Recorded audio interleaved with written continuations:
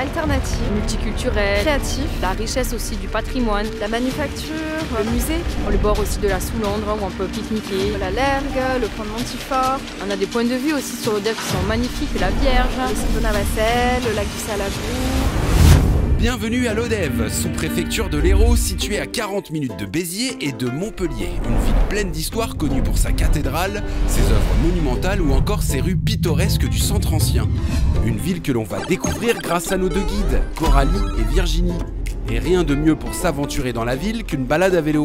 Alors les filles, par quoi on commence cette journée de découverte? Alors on va à la Manufacture nationale de tapis. Eh oui, car l'Odève rayonne dans le monde entier grâce à cet atelier qui n'est autre que l'annexe de la Manufacture nationale de la Savonnerie, située au Gobelin à Paris, et qui produit des tapis d'exception.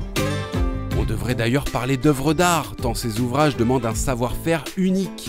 Les tapis qui sont confectionnés ici meublent ensuite les ministères, les ambassades et même le palais de l'Élysée. Là, ici, nous avons une œuvre de Julien Gardère, un artiste de Montpellier, justement. Donc là, il y a actuellement à l'Élysée, ce tapis. Ce tapis est actuellement à l'Élysée. Il va être changé parce qu'on essaye de faire tourner. Et notre présidente, Madame Brigitte Macron, est très sensible à la décoration de l'Élysée et fait tourner beaucoup les œuvres.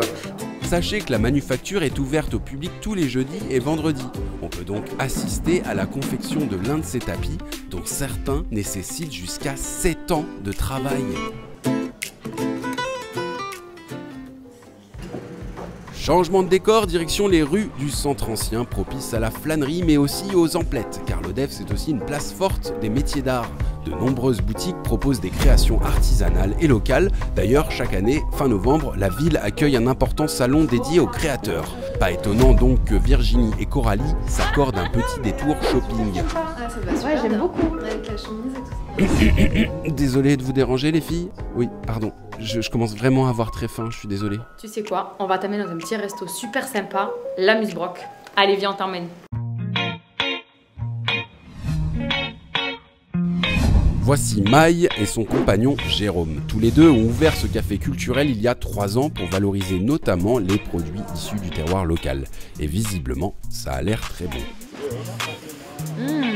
Bon, maintenant qu'on a repris des forces, qu'est-ce qui nous attend les filles? Et bah maintenant on va aller voir un dinosaure. Mais non! Mais si, Mais où? juste là. Et oui, car l'Odève a la chance d'avoir un musée unique dans la région.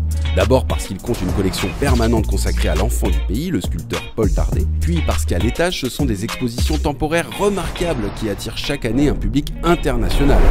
Enfin, parce qu'on peut plonger dans la préhistoire à travers une exposition sur l'homme depuis le néolithique, mais aussi les traces du vivant, une dernière expo qui présente des fossiles remontant jusqu'à 540 millions d'années. Et bah voilà mon dinosaure, non Qu'est-ce Virginie? que tu fais? Tu sais pas du tout. Non. Le dinosaure il est pas ici. Viens, on va voir Stéphane, il va tout nous Bon, expliquer. ok, je te suis.